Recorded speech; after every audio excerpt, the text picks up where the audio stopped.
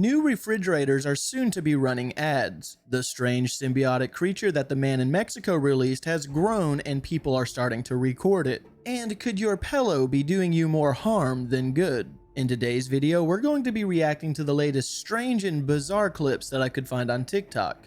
Let's get into it. Mate, look at this UFO sighting that was spotted in Portugal near Eulalia Beach, right? This happened a few days ago, and it's an object which appears to be a near miss with an aircraft. And it looks like some sort of, like, I don't know, elliptical, dish-shaped type object. I've enhanced it and zoomed it in for you a little bit here. The person that caught this said it was filmed on a iPhone 15 Pro Max. And you could notice a little dragonfly in the bottom right corner you might see just flicker past momentarily on the footage. But this thing is pretty damn close, I'd probably say, and whatever it is, I have no idea, mate. What do you guys think, man?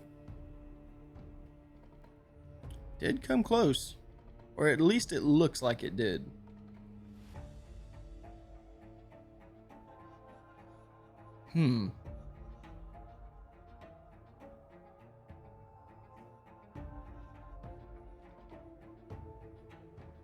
It seems to be repeating over and over at that point, so I'm not going to play it any further. But overall, no clue as to what that could be. If this is a real video, not a clue what that could have been. The only thing that really drew my attention to the little silvery thing flying across the screen is it looked like there was artifacts going across, making it kind of look CGI. But I'm not sure if that's just because the video was enhanced. Let me know what you guys think that this was. If it was real, if it was fake. Things like this is what I want those jet drones to go out for. Let's make it happen, people. People are freaking out after realizing they definitely should not be doing this. You all have pillows. You're probably laying on one right now watching this video, right? And I bet some of you, if you took off the pillowcase, the pillow is pretty damn dirty. And let me ask you, how old is your pillow? How long have you actually had it? And I'm not just talking about the pillowcases. Obviously, you've got to clean those every week. But the actual physical pillow, I guarantee some of you have still got the same one since when you were a child or something. All of you probably know to change your bedding every week or two, and obviously actually physically replace the sheets after a couple of years. But what people didn't realize is that the actual physical pillow has an expiry date on it. An actual expiry date. And if you don't throw the pillow away before that, then you're in for a treat. There is of course millions of bacteria living on your bed, on your pillows, because you're sleeping on it all night long, which is the reason why you've got to replace your bedding so regularly. But over time, this gets into the pillows, and the pillows don't like it. Over time become very, very bad, and normally you should be throwing your pillows away every 2 years and replacing them. I saw someone doing this test where apparently you could fold them, and if they stay up when they're folded, that means it's time to say goodbye. But as I say, I guarantee some of you have some dirty pillows that you've probably had for your whole life. It's time to throw them out. Me personally, I cannot let my pillow get to the point where it has a bunch of those stains on it. A couple of drool stains here and there may not be so bad.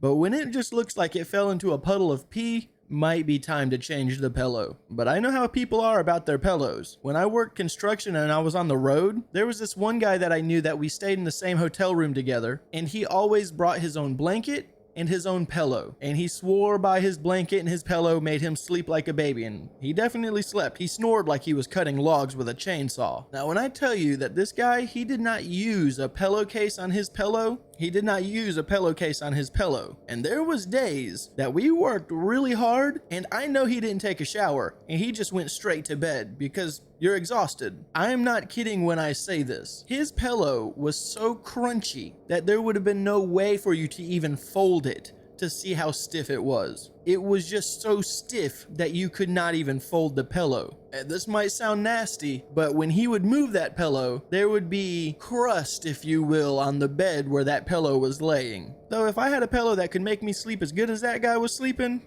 I might be just as guilty. Well, let me know in the comments. Do any of you have any really old pillows that probably need to be changed? I have just received information from my contact on the dark web who has told me where this venom creature in Panama is actually from. And what he told me actually really surprised me because I thought they were aliens from the Miami Mall incident of January 2024.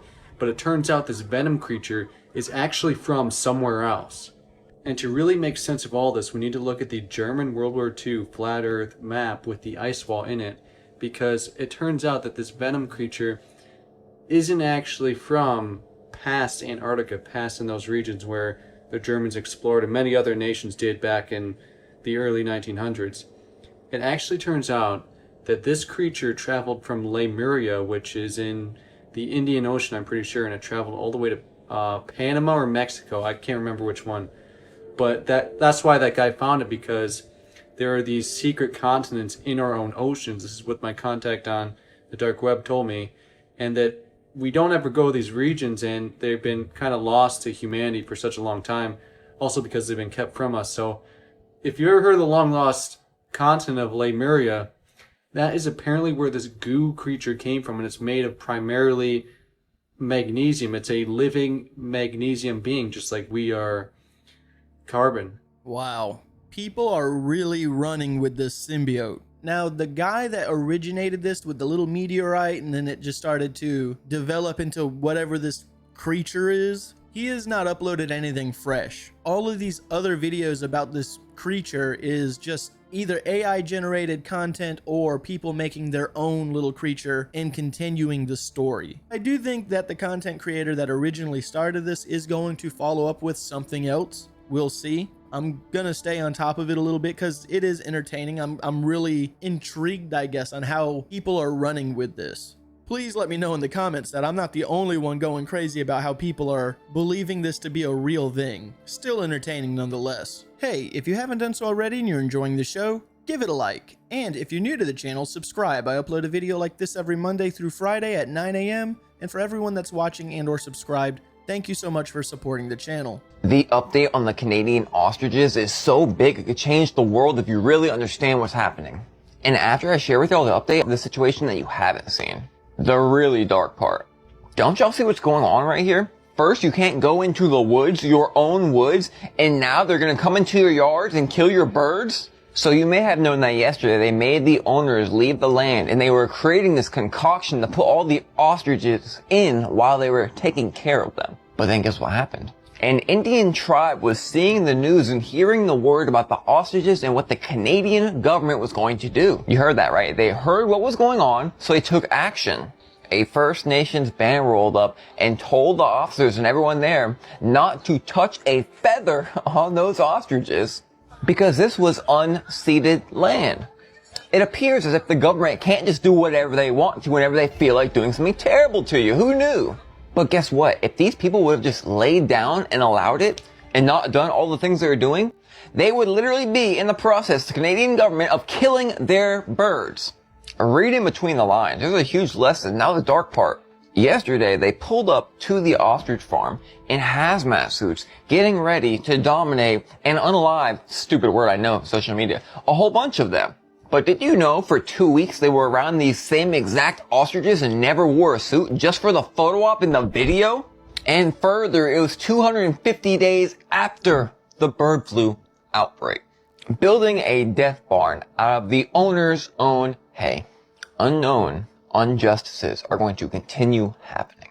But when they become known, you might just save some ostriches. I had to do a little bit of research on this because I had no idea of what was going on here. And yeah, apparently Canada, their Supreme Court planned on culling over 400 of these ostriches from the British Columbia farm. Now, luckily they have halted this process, and that was due to an avian flu outbreak sometime last December. Now, they have put a halt onto this, which is a good thing because I agree with this. I understand that the avian flu can be very contagious, but all of the ostriches that they were about to cull had no signs of the flu, so they were really about to terminate 400 healthy ostriches. Why not just have them in a quarantine place to keep an eye on for a while? Once you rule that it's safe, just release them. Why do we have to go to an immediate termination? Again, I get that it is a contagious flu, but if you're going to take the time to build a hay-based building to keep them contained in for the time being, let's just have a quarantine center to keep them contained in, monitor them, and make sure that they're not sick so that we can just release them and people don't lose out on their money and these animals don't lose out on their life. But I am glad that they put a halt to this procedure because it does seem a little unnecessary to me. According to the farmers, they have not shown any signs of the flu in months and that these ostriches are completely healthy with no problems. So let's hope that they cancel that plan. Samsung has confirmed that its new smart refrigerators will start showing you ads on screen, which is bad enough, but this is on their ultra premium line of refrigerators that start at $1,800 and go up to over $3,600. Whoa. Imagine spending almost $4,000 on a refrigerator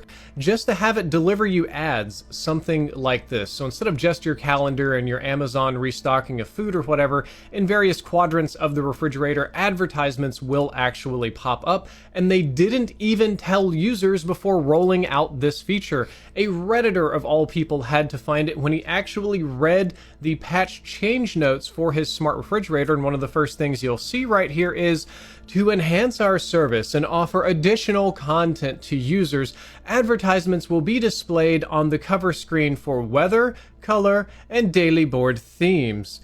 Like what? It says advertisements will be displayed. Now, this was somewhat controversial. A lot of the users that bought this were very mad that they would be spending this much money only to be delivered advertisements, much like streaming services that you have to pay for and also get delivered advertisements for. And Samsung has cleared it up, saying as part of a pilot program, Family Hub refrigerators, which is what their kind of smart screen technology is based on, will receive an over-the-air network with terms of service, blah, blah, blah, blah. Advertising will appear on certain Family Hub refrigerator screens. The advertisements will appear when the screen is idle. That's even worse. That means when you go to get food, the first thing you're going to see is an advertisement before you open the door. And the ad design format may change depending on personalization options for the cover screen. And you can also click "Don't show this ad again," "I'm not interested," etc., etc. But it's still an actual nightmare. I can't imagine a worse dystopia than being forced to live in a society where my refrigerator that I paid a used car worth of money for forces me to watch advertisements for various things. And I can't imagine how poorly this is going to go when the advertisements pop up with dating services and it's like, "Hey honey, why is there an ad for Tinder on here? What's going on?" Or it pops up like ads for health conditions like eczema, psoriasis, and other embarrassing things. Even political advertisements. Imagine not being able to get a ham sandwich without having to see a political advertisement. I think whoever came up with this idea, I think they've got to go straight to the underworld, straight to the lake of fire. This is an unforgivable sin in my life. I couldn't imagine being privileged to spend that much money on a refrigerator. Anything over $1,000 for a refrigerator, in my opinion, I don't even have words for that one. And on top of that, you're still getting advertisements shoved into your face? I just don't see the purpose of having a refrigerator that has a screen on it. That's also something that just seems extremely unnecessary to me. I mean, the idea, like seeing in that video where the kids were putting up their photos and stuff, that actually is kind of cool if you want to go that digital route, but not worth that much money. Sorry, little Timmy, you're just gonna have to hang up your photo on the refrigerator with a magnet like normal people. I'm not rich enough for that. You guys hear about Aura Rings? They've teamed up with the lovely company Palantir. Come on! The Department of Defense, they're using the Aura Rings for soldiers to collect biometric data. They have to use Palantir's security systems to keep that data secure. But there's going to be weird loopholes in access. For sure. Probably exactly what RFK was talking about. The wearables. He says, I want everyone wearing a wearable by 2029. If the government issued rings for people, it's like, listen, this is going to be great. You can link it to your healthcare. It's going to be awesome. They passed this thing in August 2025. Aura revealed it's partnering with the Department of Defense, leveraging Palantir's FedStart platform to enhance data security for military use. And they're like, no, it's not going to collect the data of everyone that has an Aura Ring. And it's like, guys, trust us. Come on. We would never do anything like that. Honestly, that idea didn't even cross my mind. We do read your texts and emails, but we would never collect your biometric data. What are you talking about? You guys sound crazy. I'm leaving. Put on this ring. Definitely gives a new meaning to the Lord of the Rings. They're definitely selling your data. If something like this came out to the public, I would have to read the terms and conditions extremely well just to see where the gotcha is at. Not saying that the terms and conditions can be completely trusted regardless of what they say. That's at least a good place to start to see if they are saying that they're selling your data somewhere. September 22nd is turning out to be an extremely interesting day. Not only did viral news hit and go worldwide, drone seen in Norway, the Copenhagen and Oslo airports, it literally shut down their airports for hours. It was these unidentified objects or drones literally in their airspace, and they had to ground all flights. Multiple witnesses are now coming forward that they heard demonic sounding voices over the intercoms at Cleveland Airport. Is this connected? I don't know. It's just weird. And it's not one witness, but several who have come forward with the same recordings of these voices. Now, some people may say it's just a mic glitch, but is it really? And it's a coincidence that this is all happening relatively around the same time as these drones. Take a look at this, comment below, tell me what you think. Am I that tired, or is the airport really making this weird noise? Slide.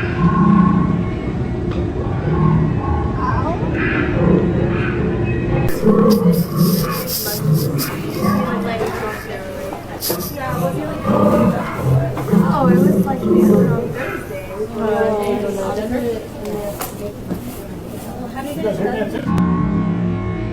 With as much bad stuff that's been happening with airplanes, if that happened to me while I was at the airport, I'd probably have to reschedule or just figure out another way to get to where I need to go.